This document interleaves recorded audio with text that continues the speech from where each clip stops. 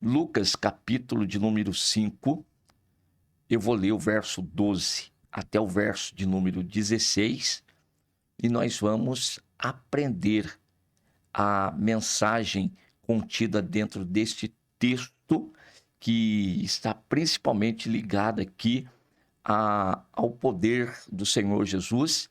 E quando o homem reconhece esse poder e então enxerga a possibilidade da solução dos seus problemas e o que o homem tem que fazer para se beneficiar dessa graça maravilhosa que está em Cristo Jesus.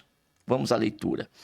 E aconteceu que, quando estava em uma daquelas cidades, eis que um homem cheio de lepra veio a Jesus, prostrou sobre o rosto e rogou-lhe, dizendo: Senhor, se quiseres, bem podes limpar-me.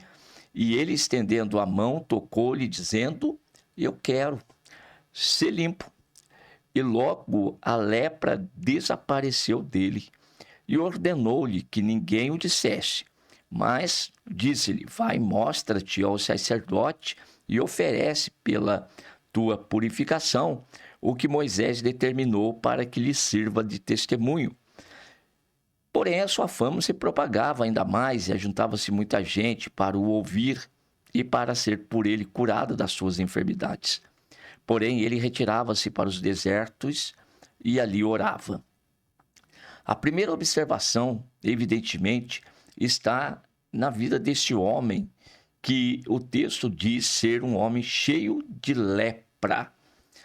A lepra, naquela ocasião, ela era terrível, porque era uma época em que não existia cura de forma alguma.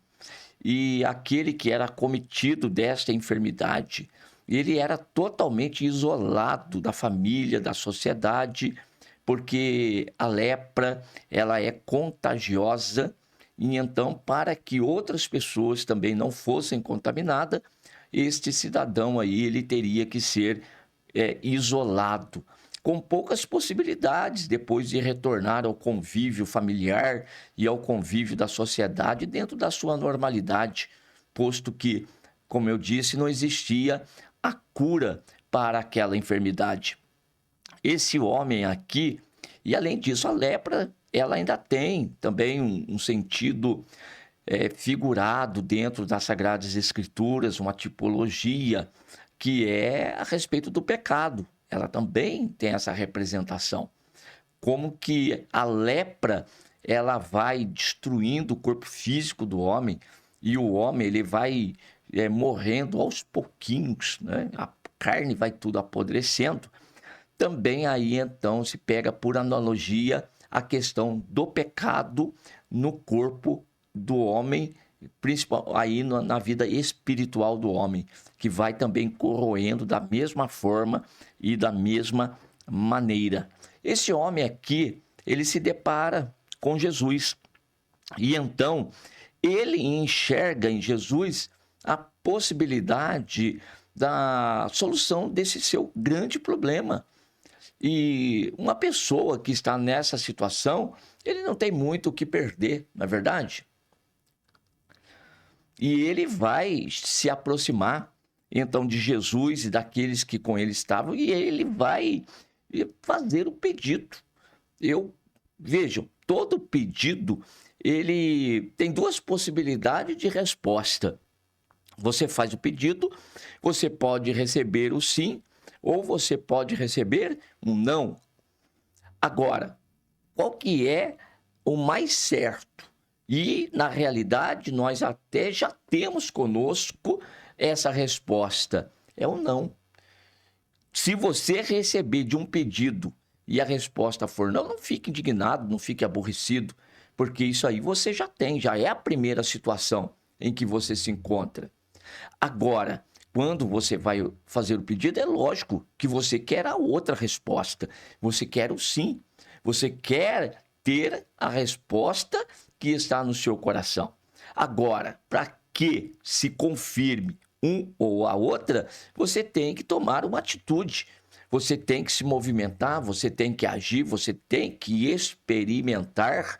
E esse homem aqui, ele fez isto. Ele vai até o Senhor Jesus e vejam, primeiro ponto aqui em relação ao homem e Jesus. Esse homem, ele reconhece a autoridade do Senhor Jesus. Ele também reconhece o poder que Jesus tinha e sabia que ele era Senhor. Ou seja, estava numa posição de autoridade e que ele se faz, o homem se passa por um servo daqueles que ele está reconhecendo como Senhor. Como que nós vemos isto? Que o homem, ele se achega a Jesus, vendo Jesus, prostrou-se sobre o rosto. Então ele se prostra, ele se abaixa, é um posicionamento de reconhecimento de que o outro está numa posição de autoridade, como eu disse. E ele então vai rogar. Não é um pedido comum, não é um pedido qualquer, é um pedido mais intenso, é um pedido mais forte, é com mais intensidade, é com o desejo de receber. Ele não está a fim de ouvir não, ele está querendo ouvir sim. E ele olha para Jesus e diz o seguinte: Senhor, se quiseres. Olha que atitude extraordinária. A pessoa enxergar no Senhor Jesus a possibilidade da cura, mas também reconhece, o Senhor vai fazer se o Senhor quiser fazer. Não é porque eu estou pedindo, tampouco por eu ser merecedor, longe de um leproso ser merecedor de alguma coisa.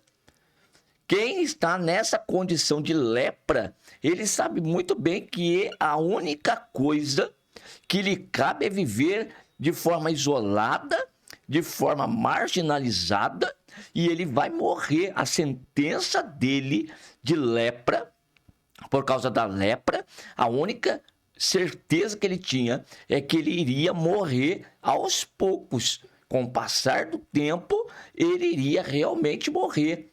E imagine o estado terminal dessa doença. Olha o que esse homem tinha certeza com ele. Agora, diante de Jesus, ele fala, se o Senhor quiser. Ou seja, esse homem está com fé no coração.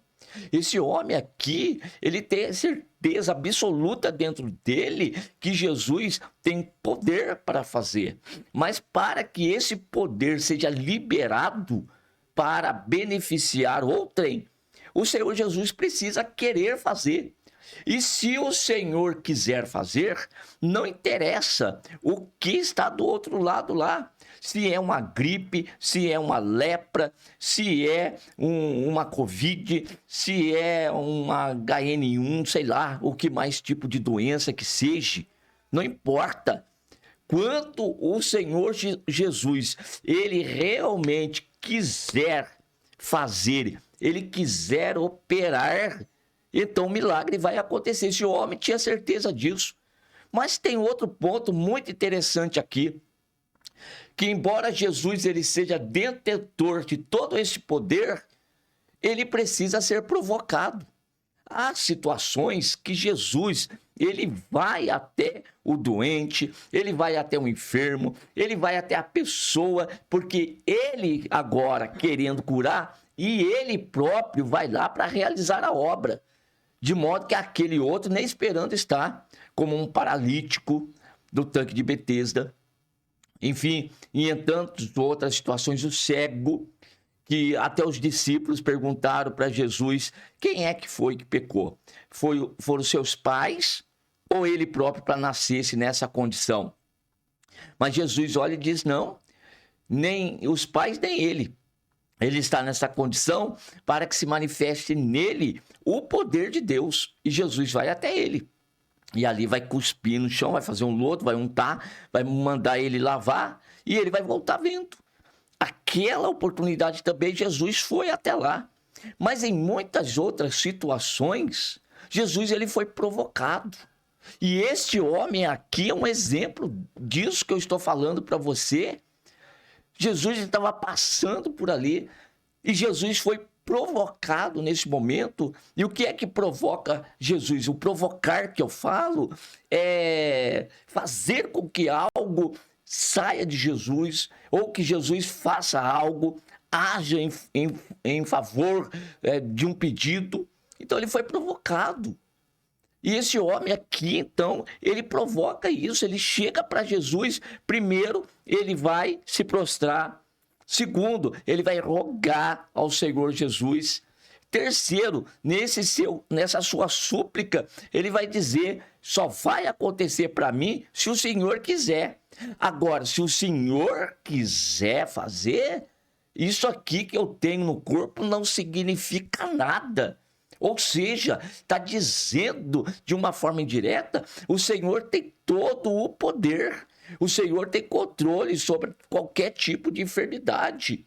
Quantos homens e mulheres se beneficiaram do poder de Jesus por reconhecer isto? E eu falo agora para vocês, Jesus, ele mudou. Jesus morreu na cruz, ele foi sepultado e ficou na sepultura. Não, Jesus ao terceiro dia ressuscitou, subiu aos céus, está sentado à destra de Deus Pai e intercedendo por nós. Ou seja, Jesus ainda hoje, ele está operando da mesma forma como ele operava no passado. Mas hoje ele faz por meio. Antes, nesse tempo aqui, do que eu estou lendo o texto, ele estava no seu ministério terreno, corpo físico aqui na terra. Mas e agora? Agora ele está também presente, representado aqui pela igreja, por aqueles que são fiéis, por meio daqueles que ele próprio enviou. E ele concedeu, ele otorgou poder. Eu dou poder para vocês.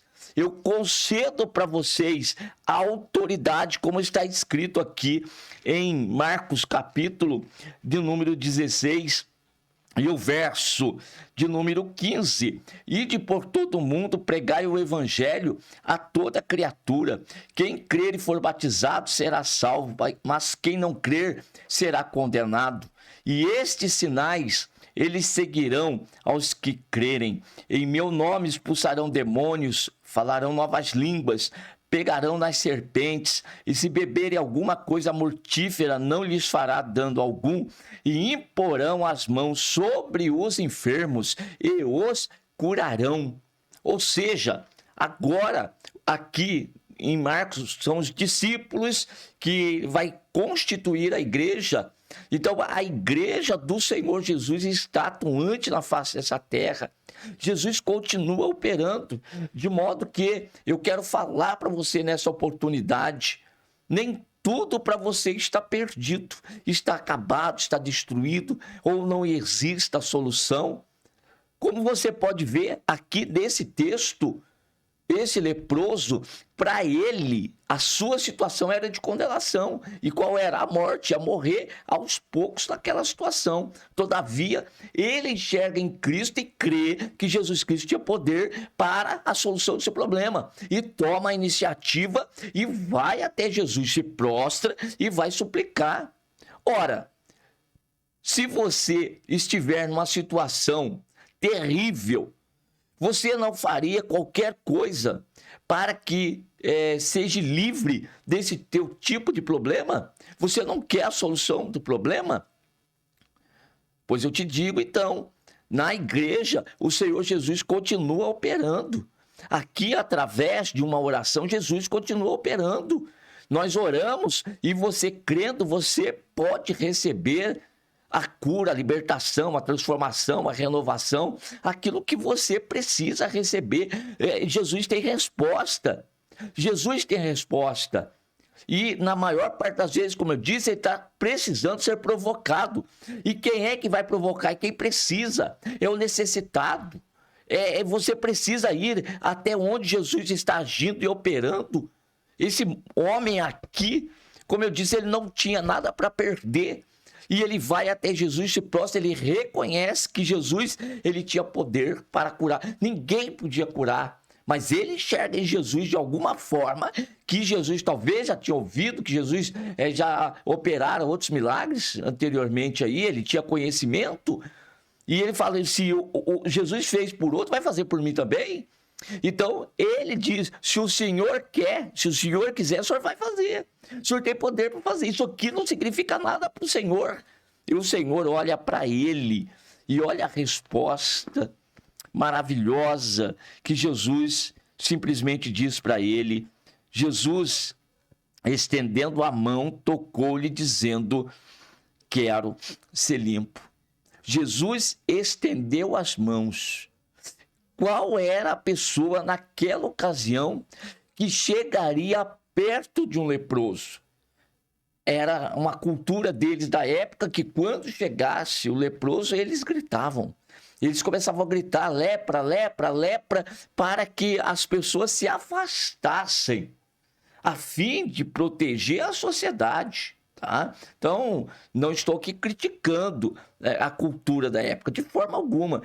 Hoje nós temos soluções, por exemplo, para algum tipo de enfermidade, que hoje é tomar vacina.